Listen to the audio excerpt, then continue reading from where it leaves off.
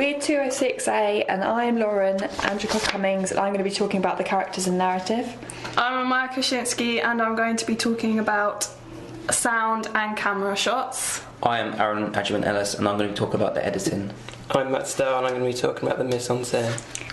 Eric Dodson depicted the post-apocalyptic heroes of postmodern cowboy, loners that look after themselves and are pushed into being heroes. The main character, Ethan, has the foundations of a postmodern cowboy, similar to most post-apocalyptic heroes in the sense that he's lonely and takes comfort in other survivors, but is mainly similar to the character Jim in 28 Days Later and sticks with other survivors at the end of the film.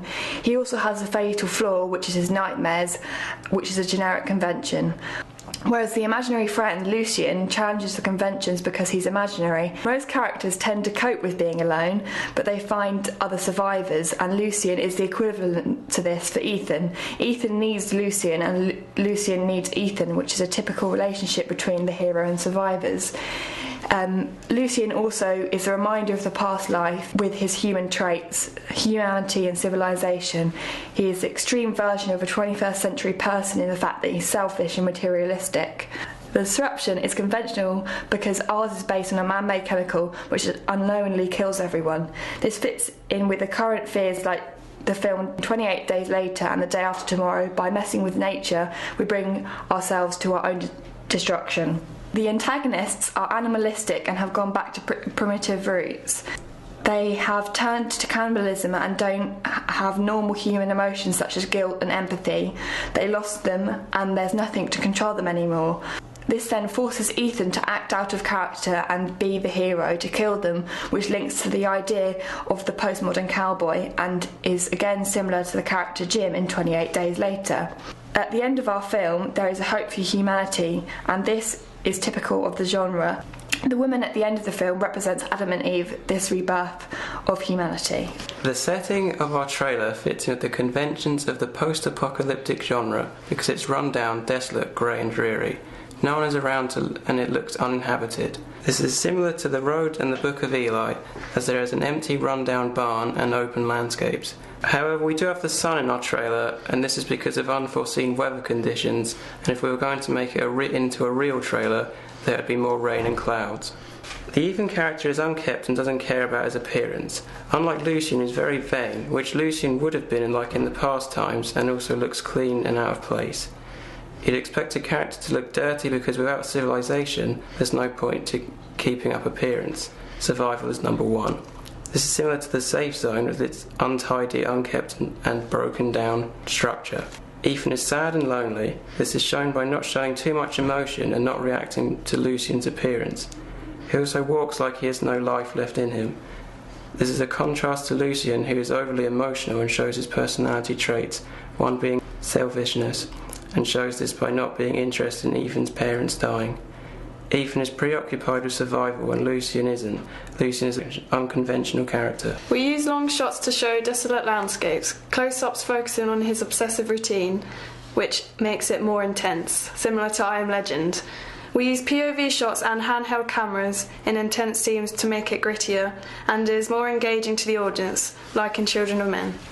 We have used reaction shots, which is typical to make the audience feel the reaction of the actors, such as shock, like in The Road, to show their reactions to the cannibals. We have also used match on action to create continuity. We use the track for running scenes, which increases the pace and follows the actors' actions.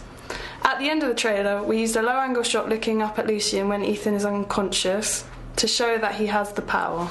We used longer cuts in calmer moments of the trailer, which sets the scene. This allows the audience to take in more information about the character's loneliness, and the narrative shows the genre. We have used shorter, quicker cuts in the peaks of action to increase the pace, make it more exciting and engage the audience. Looking at the trailer, we realised that they used different paces throughout the trailer to make it more engaging. We decided to mimic this. We did this by having the beginning of the trailer calm, and then slowly the peaks of action would get increasingly dramatic as the trailer went on, and finishing with the climax of the trailer with a montage. We reversed our trailer and added the speed to the footage. We did this because we wanted the audience to question whether Ethan survives. We used fast colour corrector to grade our trailer. We played around with the hue and saturation, exposure and colouring. We desaturated scenes to make it seem darker using a blue undertone, which is typical of the post-apocalyptic genre. Contrasted with, we made flashbacks warmer and brighter to show happiness and representing civilization. The titles are conventional because they are similar to what is shown in The Road and I Am Legend. I Am Legend uses a routine, which is established by the titles. The Road uses them to show how the character survives, which is what we do as well. We use clean titles which are easy to read and don't distract the audience from the action in a trailer. We use the font at the end for the title Ethan because it looks like it was disintegrating and showing something breaking down, which is the entire meaning to the post-apocalyptic genre. We have a slogan at the end which tells the audience more about the narrative. The fact that there's only one person left and it's set in the near future. We use calm but ominous music at the beginning to ease the audience into the trailer and add the anticipation. We also use this music at calm parts of the trailer.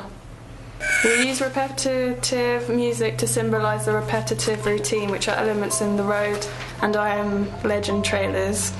On the peaks of action, we have used fast-paced music to match the fast action on screen, and it adds to the excitement. The low hum is contrapuntal and is a bit jarring because you wouldn't expect to hear a mechanical hum in a post-apocalyptic world, as there are no working machines. So the audience know it's part of the music or sound effect. The sound effects were screams, heavy breathing, laughter, wolf howls and barks. The howls and barks allow us to imply there was a wolf there without actually being there. These create a horror-like feel and makes the audience anxious and on edge. Typically, post-apocalyptic films have that horror element. The diegetic sound, like the house sound, Ethan blowing out the match, and footsteps. These help continuity and make the scene more realistic. We use the voiceover to introduce the narrative, but also introduces the audience to the main character and how he's feeling, which is similar to in Children of Men.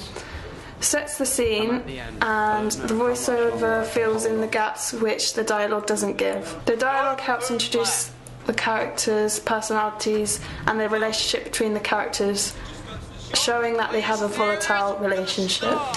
We used Nick Lacey as a reference when creating our trailer. We realised that the genre is important when selling a film, as it's what makes an audience decide whether they want to see it or not. We used iconography to help establish the genre, such as the wolf house, which present desolation, and Lucian's sunglasses and outfit to show that he's out of place.